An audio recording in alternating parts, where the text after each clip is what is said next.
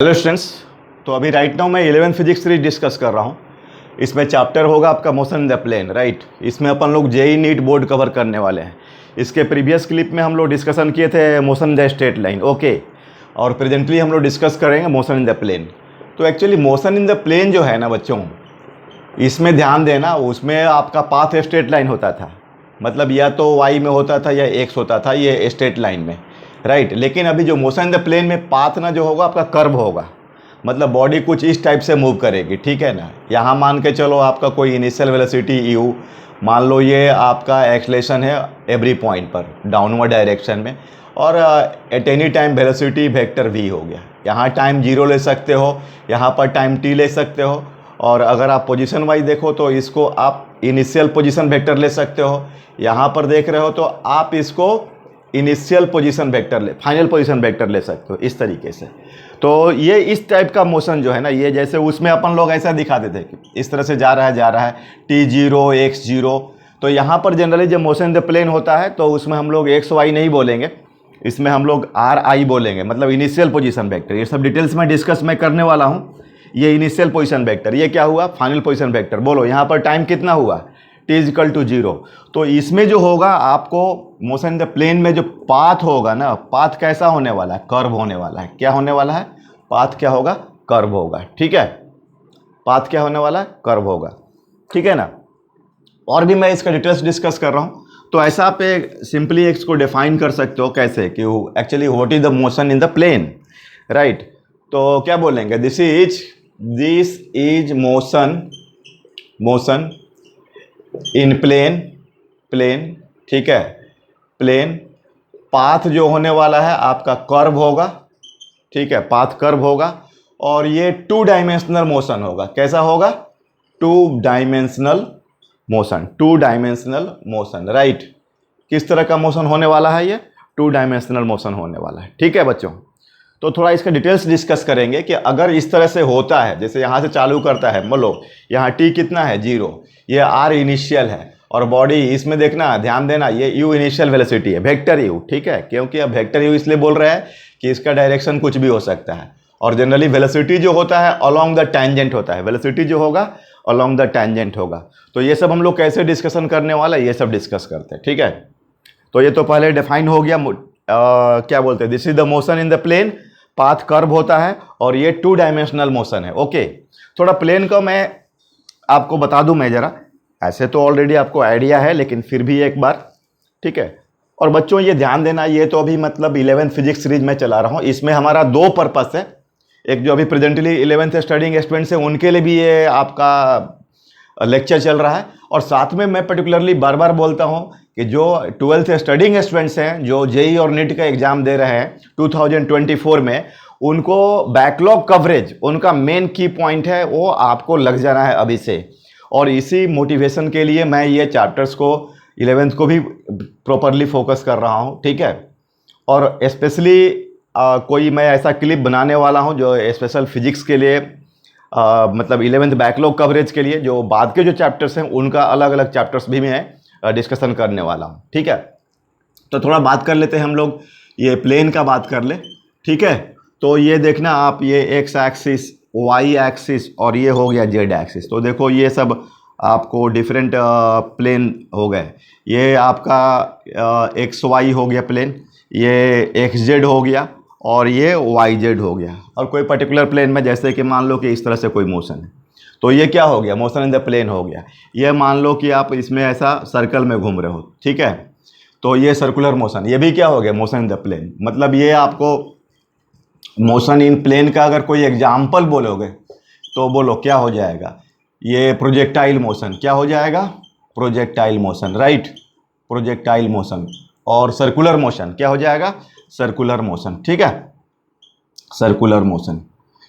तो अब ध्यान देना है कि अगर इस तरह से पाथ कर्व है, ये इनिशियल वेलोसिटी है, ये एक्सलेशन है, हर जगह एक्सलरेट कर, मतलब मान लीजिए एक मैं सेट ले रहा हूँ, तो पर्टिकुलरली इसमें कैसे डिस्कशन करेंगे। एक्चुअली इसमें सारे भी जो फॉर्मूला होगा ना, जैसे वेक्टर v, तो vector u plus vector at, मतलब वेक्टर के फॉर्म में लिखना पड़ेगा, क्योंकि ये आपका 2 डायमेंशन में, ये भी 2 डायमेंशन में, ये भी 2 डायमेंशन है, राइट।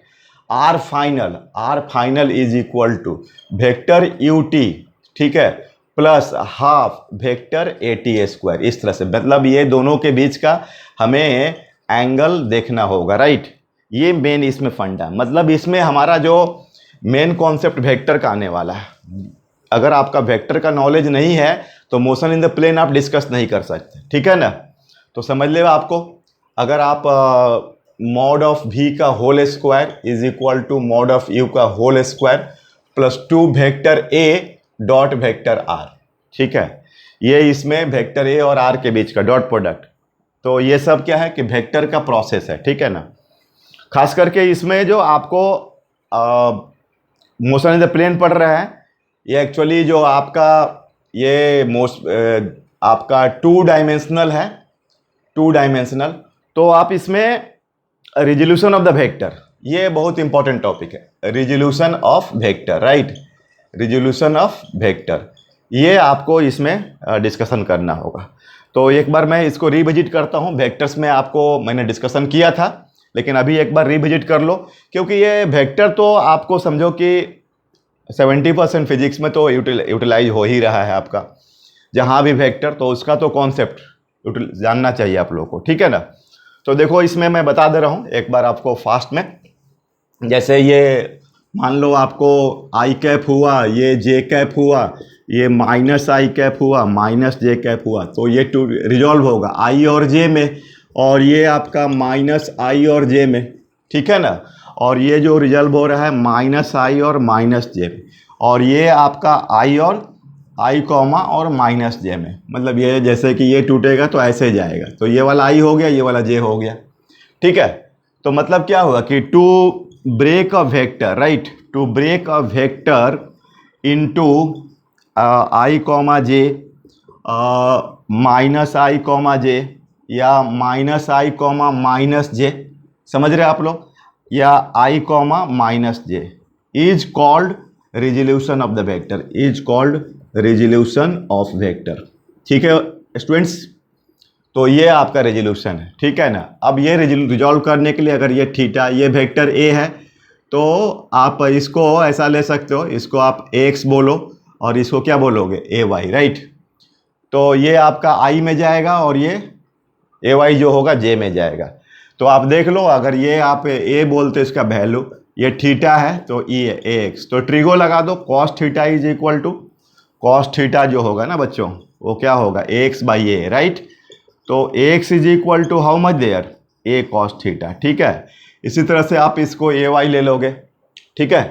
तो आप इसमें sine theta is equal to A Y by A, right. तो A Y is equal to A sine theta, okay, A Y is equal to A sine theta, ठीक है।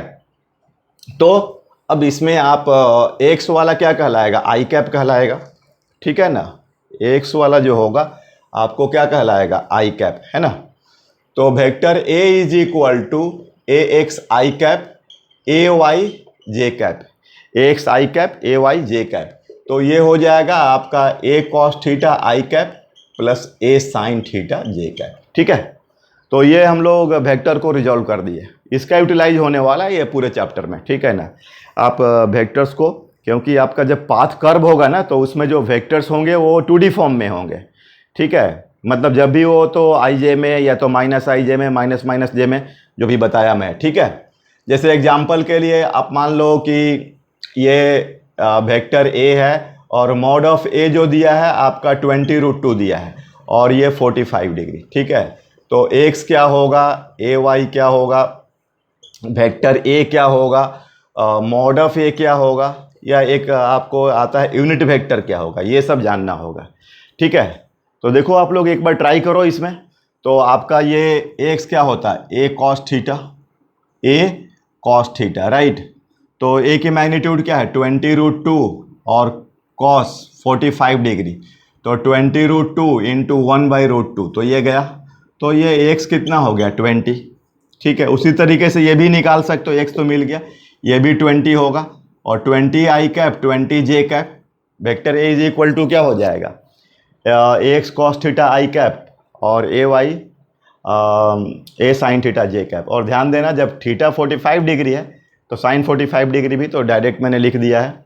और मॉड ऑफ ए, तो mod of ए क्या हो जाएगा, इसका vector को हटाना पड़ेगा, 20 I cap 20 J cap, right.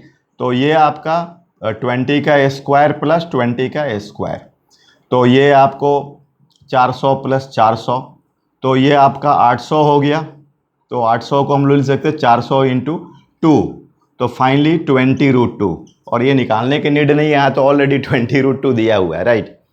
और ए कैप जो होता है वो vector A by mod of A होता है। क्या होता है, vector A by mod of A. तो वेक्टर ए क्या है, 20 I cap plus 20 J cap, और इसकी मॉड जो है 20√2। तो ये आपका रिजोल्यूशन ऑफ द वेक्टर हो गया, ठीक है ना। तो इस तरह से हम वेक्टर को रिजॉल्व करते हैं, ठीक है। तो चलो ठीक है, अब हम लोग डिस्कस करेंगे मोशन इन द प्लेन में जो पैरामीटर्स होते हैं, जैसे displacement of a body moving in the plane, right. ये डिस्कशन करता हूँ मैं, डिस्प्लेसमेंट। तो ये आप आई होप ये सब आप समझ रहे हैं, ये बहुत फंडामेंटल चीज़ है इसमें कुछ, लेकिन हाँ इसको जब हम लेक्चर लेते हैं तो बताना ज़रूरी होता है बच्चों, ठीक है ना। तो ठीक है, आप ये एक बार आपका रिकॉर्डिंग सिस्टम हो गया आपका, राइट। अब बात करते हैं हम लोग डिस्प्लेसमेंट, ठीक है ना, of a body moving in the plane, ठीक है। तो ये हो गया, तो डिस्कशन करता हूँ डिस्प्लेसमेंट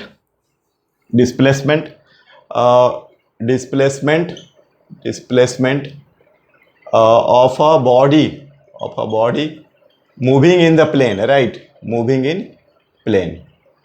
तो आपको तो पता है पाथ कैसा है, कर्व है।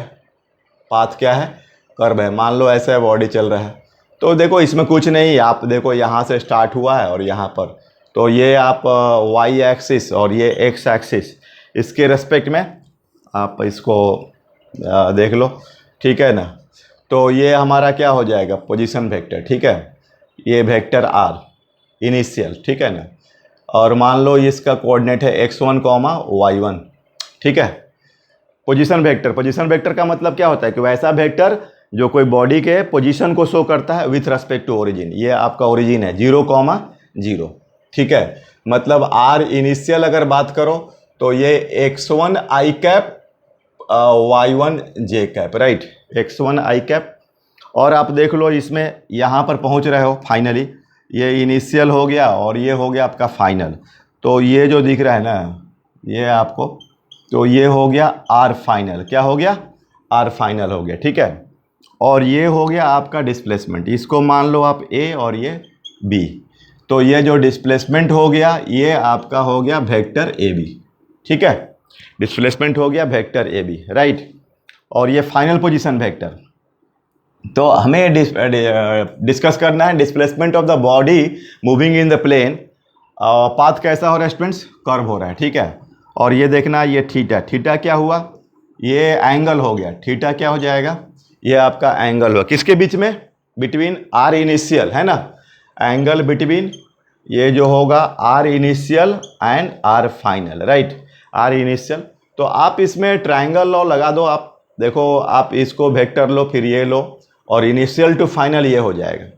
तो अगर आप ऐसा लिखते हो triangle law of vector addition, क्या लगाओगे, triangle law of vector addition, right, triangle law of vector addition.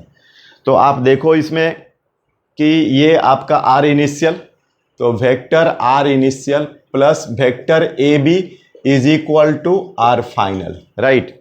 तो ये हो गया आपको, तो vector A B is equal to a displacement हो गया r final minus r initial. तो कुछ नहीं, ये आपका क्या है, वेक्टर डिफरेंस है। ये क्या है आपका, वेक्टर डिफरेंस, राइट। तो ये हो गया आपका, अगर कोई बॉडी प्लेन में मूव कर रहा है तो r final minus r initial, ठीक है। और चाहो तो आप इसका मैग्नीट्यूड भी निकाल सकते हो, मतलब वेक्टर को हटा सकते हो, ठीक है। तो आप देख लो इसमें कि कितना हो जाएगा। अगर मैं बात करूं मॉड इसका ए बी का मैग्नीट्यूड, राइट, तो mod of r final minus r initial, right. तो ये जो होगा ये under root r final square plus r initial square minus 2r final r initial cos theta. तो ये हो गया आपका मैग्नीट्यूड, ठीक है, ये हो गया मैग्नीट्यूड। जैसे एक एग्जांपल से मैं देखता हूँ, जैसे मान लो कि आपको ये सॉरी ये एक पार्टिकल है, यहाँ टाइम t0 है, ठीक है, t0 है, यहाँ से बॉडी मूव कर रहा है, ठीक है, और आपको मूव करते हुए आपको चलो ये मान के चलो आप यहाँ पर बॉडी पहुँच गया है, ए से ये ए है और ये एंगल दे दिया आपका 60 डिग्री, और ये मान लीजिए कि आपका रेडियस कितना है r है। तो ये जो आपको डिस्प्लेसमेंट निकालना दिख रही है, तो अभी जैसा ये आर इनिशियल का वैल्यू क्या है, आर है, आर फाइनल, दो मैग्नीट्यूड तो चेंज नहीं हो रहा है, ठीक है ना, दिख रहा है आपको, और थीटा क्या है आपका 60 डिग्री है। तो मॉड ऑफ ए बी जो होगा, मॉड ऑफ ए बी, वो भी हम लोग को ये वेक्टर ए बी का जो मॉड है under root r final square r initial 2r final r initial cos 60 degree, ठीक है। तो r square plus r square minus 2r square दोनों वैल्यू और कॉस 60 डिग्री हाफ, ठीक है। तो आपका ये तो आर स्क्वायर कैंसिल हो जाएगा, तो अंडर रूट आर स्क्वायर, तो ये आपका हो गया r, ठीक है। और ऐसे भी देखो ये बराबर ये एंगल सेम होगा, तो 60 है तो ये भी 60, तो ये ट्रायंगल बन गया इक्विलेटरल। तो ज्योमेट्रिकल कॉन्सेप्ट से भी हम लोग आपको निकाल पा रहे हैं, राइट। तो ये चीज़ है, ठीक है बच्चों। कभी कभी ये आपको ये कैलकुलेशंस में जो ट्रिग्नोमेट्रिकल आइडेंटिटीज भी यूज होता है, तो उस पर भी प्रॉब्लम्स बन सकता है, ठीक है। जैसे आप मान लो कि ऐसा है, मतलब मान लीजिए क्वेश्चंस में ऐसा दे दिया, ये सपोज दैट रेडियस कितना है a है, और ये जनरलाइज यहाँ से आप जा रहे हो ये a से b, और यहाँ रेडियस, ये डिस्प्लेसमेंट निकालना है, ठीक है। तो ए बी जो होगा वही आपका r final r initial minus 2r final r initial cos theta, right. तो इसमें जो होगा आपको a square plus a square minus 2a square cos theta, तो ये 2a square minus 2a square cos theta, तो ये 2a square common 1 minus cos theta. अब ध्यान देना ये ट्रिग्नोमेट्रिकल आइडेंटिटीज है, अगर ये आप क्लास 11th में मैथ्स पढ़ रहे होगे तो आपको ट्रिगो चैप्टर में डिफरेंट आइडेंटिटीज मिलेगा ये सब। तो फाइनली कितना हो जाएगा 2a square 1 minus cos theta जो होता है वो 2 साइन स्क्वायर थीटा बाई 2 होता है, ठीक है।